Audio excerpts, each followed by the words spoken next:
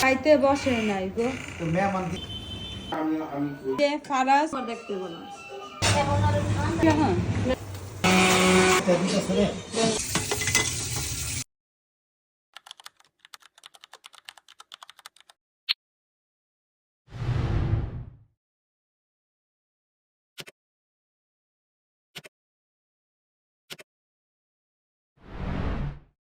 আসসালামু আলাইকুম everyone, welcome জানাচ্ছি আমার এই নতুন ভিডিওতে। আই হোপ সবাই ভালো আছেন। আলহামদুলিল্লাহ, আপনাদের দোয়া আমিও অনেক ভালো আছি। পুরাতন বছরকে বিদায় জানিয়ে নতুন বছরে শুরু করলাম সকালে ঘুম থেকে উঠেই।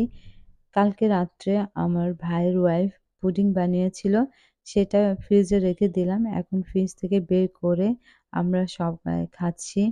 ফারাজ আবার পুডিং অনেক বেশি পছন্দ করে, তাকে এই যে দিলাম, ও খাচ্ছে। কালকে রাত্রে কেক এনেছিল, ঘর ভরা মেহমান ছিল। কখন খাবো মেহমানদারি করতে করতে আর কেক খাওয়া হয়নি। এই তো সকালে ঘুম থেকে উঠে ফ্রিজ খুলে কেকটা বের করলাম খাওয়ার জন্য। এই তো খাচ্ছি। আমাদের মিলাদের অনুষ্ঠানে আমার ভাইয়ের শাশুড়ি এসেছে, তো ওনাকে আমরা ইনভাইট করেছি আজকেও থাকার জন্য। সেজন্য দুপুরে খাওয়া দাওয়া করবে, সেজন্য রান্না বান্না করা হচ্ছে। টেবিলে খাবার রাখলাম, আমার ভাইকে ফোন দিয়েছি, ওরা এখনই চলে আসবে। আর এদিকে তাড়াহুড়া করে খাবারগুলা সব টেবিলে রাখছি, এখনই চলে আসবে। আন্টি নিজে বলেছে ভর্তা ভাজি এগুলাই খাবে, সেজন্য ভর্তা ভাজি বেশি করা হয়েছে, মাংস আইটেম বেশি রাখি নাই। তো এই তো আন্টি এরা সবাই চলে এসেছে, সবাইকে আম্মু খাবার দিচ্ছে। আমিও তাদের সাথে খেতে বসেছি, আম্মু আমাকে খাবার দিচ্ছে বেড়ে। একসাথে বসে খাওয়ার আনন্দটাই অন্যরকম। সবসময় যদি এরকম সবাই থাকতো আর একসাথে খাওয়া দাওয়া করা হতো, কিনা ভালো লাগতো বলেন। আমার তো সবাইকে নিয়ে একসাথে বসে খেতে অনেক ভালো লাগে। কার কার ভালো লাগে এভাবে আত্মীয় স্বজন সবাই মিলে একসাথে খেতে, প্লিজ কমেন্ট করে জানাবেন। খাওয়া দাওয়া শেষ করে আন্টি আমরা সবাই মিলে গল্প জুড়ে বসলাম। আন্টি বলল চা খাবে, সেজন্য আমি এদিকে চা বসিয়ে দিলাম। এই তো চা রেডি করে ফেলেছি আন্টির জন্য। এদিকে চা করতে করতে আমার বোনের হাজবেন্ড বোনও চলে আসছে, সবাই কথা বলতেছে বসে। আর এদিকে আমার ছেলেকে পাঠিয়েছি, ওরা ফিশ ফিঙ্গার খাবে, সেজন্য উপকরণ কেনার জন্য আমার ছেলে চলে যাচ্ছে। রুমে যেয়ে দেখি আমার ভাইয়ের মেয়েটা আর ছেলেটা দুজনে মেকওভার করছে। ফারাজ আর আয়শা সাজতে অনেক পছন্দ করে, তাই আমার জিনিসপত্র নিয়ে আর ওর মার জিনিসপত্র নিয়ে সবসময় সাজে। আমার ভাই আমার হাজবেন্ড মিটিং এ যাবে, আমার হাজবেন্ড আগে চলে গেছে আর আমার ভাই রেডি হয়ে চলে যাচ্ছে। আর এদিকে আমরা ফিশ ফিঙ্গার বানাবো, সেটার জন্য প্রিপারেশন করে নিচ্ছি। এই ফিশ ফিঙ্গারটা আমরা ভাই বোন সবাই পছন্দ করি, সেজন্য বিকেলের নাস্তাতে মাঝে মধ্যেই আমরা এটা বানাই। আমার কাছে বা আমার ভাইদের কাছে, বোনদের কাছে, সবার কাছে ভালো লাগে খেতে।